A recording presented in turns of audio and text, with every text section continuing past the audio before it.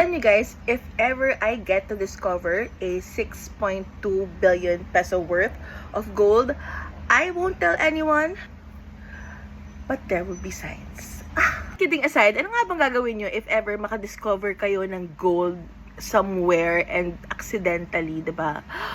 My God. I want to ask that question when you finally stream the newest crime thriller series on Disney Plus, Goldland. You'll actually meet Kim Hee-ju, which is played by the Park Bo-young. She's an airport security agent, and then nakadiscover siya ng smuggled gold bars run by dangerous people. So, gold bars sa harap mo, diba?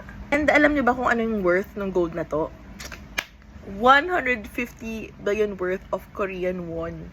Yung equivalent ng gold na nakita niya. The plot pa lang, it's really interesting already, but you have to look forward to the whole cast as well. First, of course, the director is Kim Sung-hoon, which is well known for his films Confidential Assignment, Rampant, and he is also slated to direct the second season of Moving. Okay, next, the cast, of course, Park Bo-young, who plays Kim Hee-ju.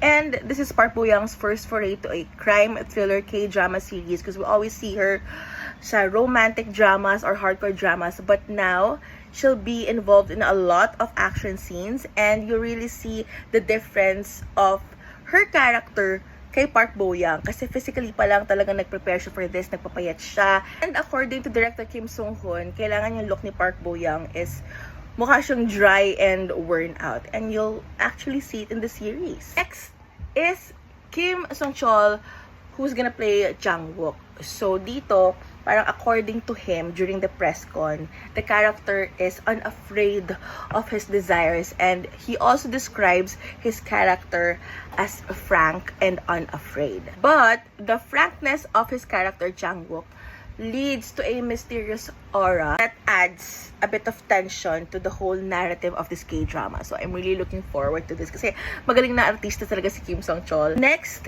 is, according to him, the most grounded among all of the characters in Goldland. This is Lee Do-kyung, played by Lee Hyun-wook. The exciting part would be if magpapadala ba siya sa greed. Diba? Kasi parang siya din yung love interest ni Park Bo-young dito. So, he'll also be involved dun sa gold bars. So, diba?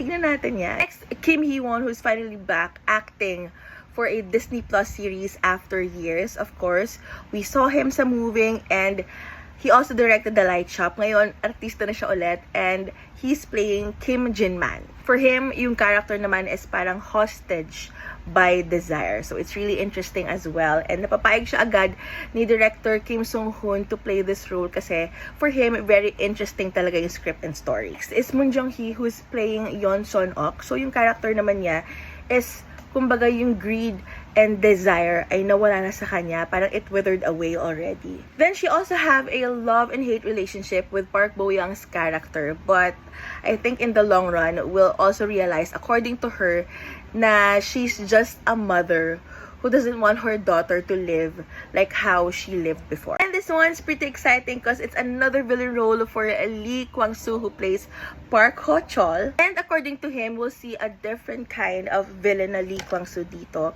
And he also said that he had a lot of input for this role. Kasi yung role dito is very greedy, very villain talaga, and gusto talaga ng maraming pera, ganyan. Which, in a way, you know, we can all relate. And he's also happy to report to all his fans na magaling siya sa fighting scenes dito. How will a person collide with their own greed and desire?